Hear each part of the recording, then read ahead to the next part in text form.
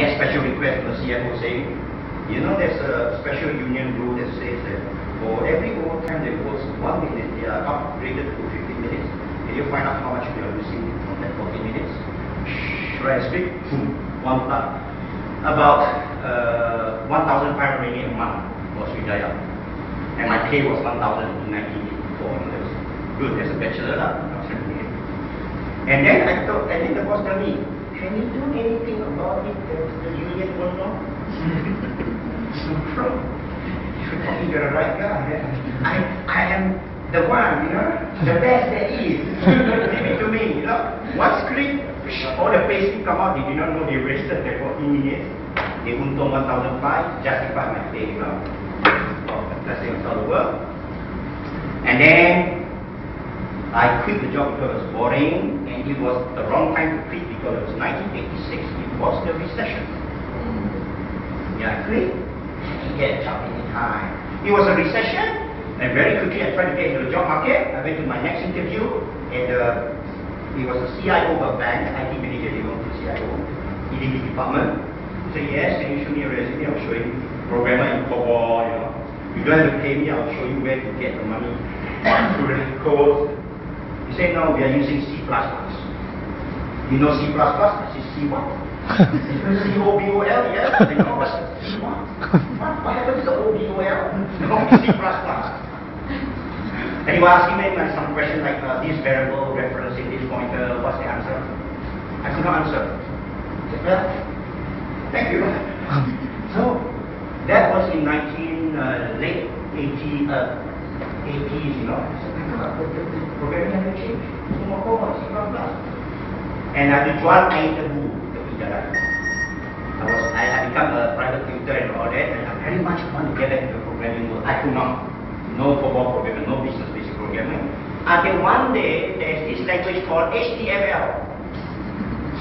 I used to look at HTML in 1995. Shit, it's so simple. You're talking to somebody who done COBOL, okay? Structured language. In 1982. In 1995, when I learned HTML, you call it. And then I got my first break when Bank Boomin would call me up and say, Mr. Red1, can you do a website for the bank? I went there. Okay. It was, 1995, 96, there were no websites. Arab Malaysia Bank was the first bank with a website. And so Bank Boomin was concerned. They said, Red1, can you make us the second bank? Because Maybank is going to do it. We want to be the third bank. It's not behind Maybank. Can you do for us in record time? You know? So I was telling them like, how much? They were asking me how much actually.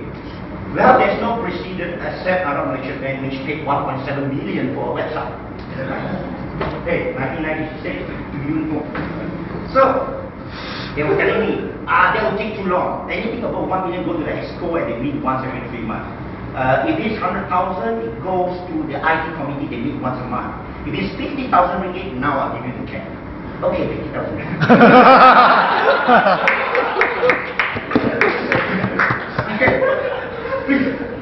Very fast, you know, very fast.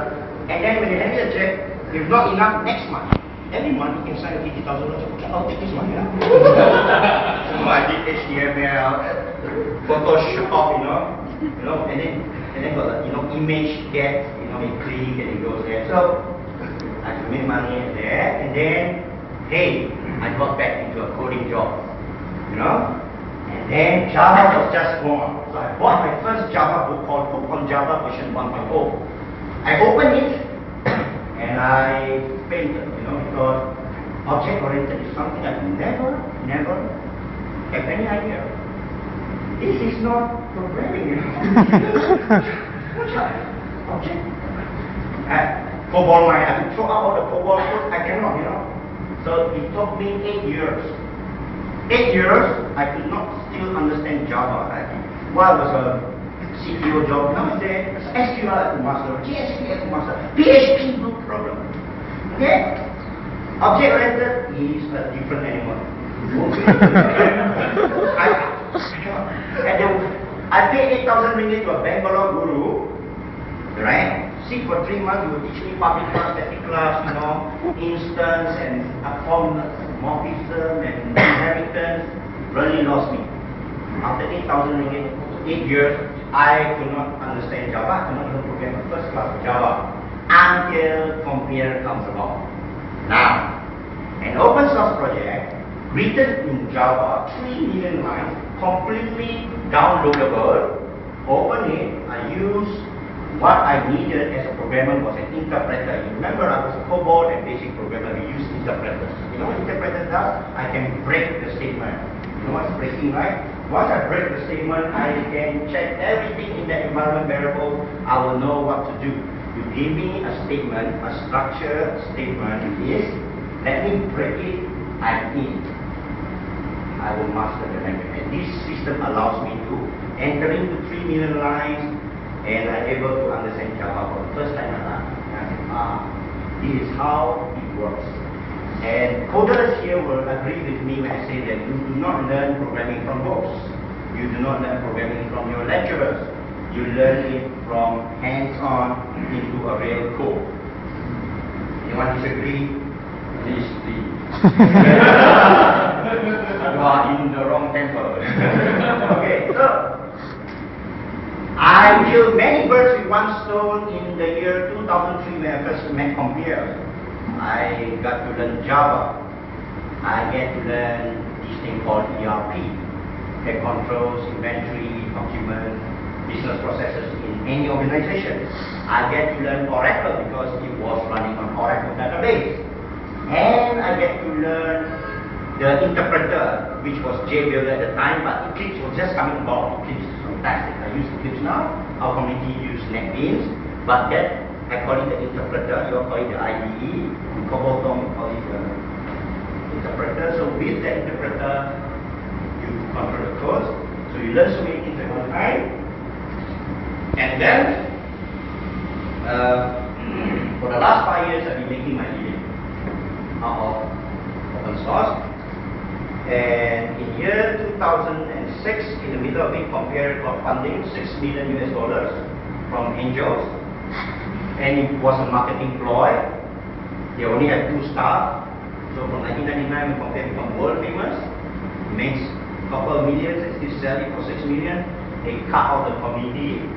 I was still the guy in Quang Farm, still praying to the God of BarcampKL, because I was famous with my Red1.org forum. And the community wrote to me. They say, Red1, we want to revolt against this God now, and we want you to be the leader. Of course, I cannot refuse. I became a leader, and I made a living out of it, and I found out it was so difficult to make a living out of ERP. Now I know why SAP rules the world. Because ERP is not about codes. The code is only 10% of the story. 90% is about business subject matter, or subject matter expertise.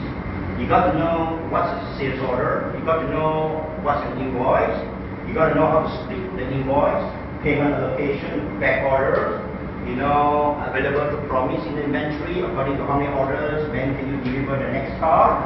You got to know bill of material, the car is break up into thousands of items and sub items. This is what ERP is about. And we techie are so confident that when I got the first job from New York, from my farm, because you're famous, people write to you, start with you and say, finally, we managed to speak to the famous Red1. How much do you charge? I know how much you charge. So I said, how about $25,000 to do your ERP? It was for a Walmart supplier in New York, 20-year-old legacy, they want to kick out. They say, can you migrate to this? And I got my community, I contacted the best guy I know from Bulgaria. He's an actor, XML, SAP, Oracle, financials, and Java. He'll be my assistant. So he's thinking, I would take maybe 15,000 years old, 10,000 years old. That was in 2005 before Adempiere came about. And then I demanded, I want down payment. And he paid. Americans will negotiate a bit. He negotiated to $15,000. Okay, fine. Still times 3.8 at the time, well, not bad. Nearly 55,000 ringgit. Okay. Down payment $2,000 and we will start. He negotiated, how about 50% of that first, 1,000 euros. Okay, pay to the Bulgarian vendors. So we did that, and I went into hell, okay? Migration.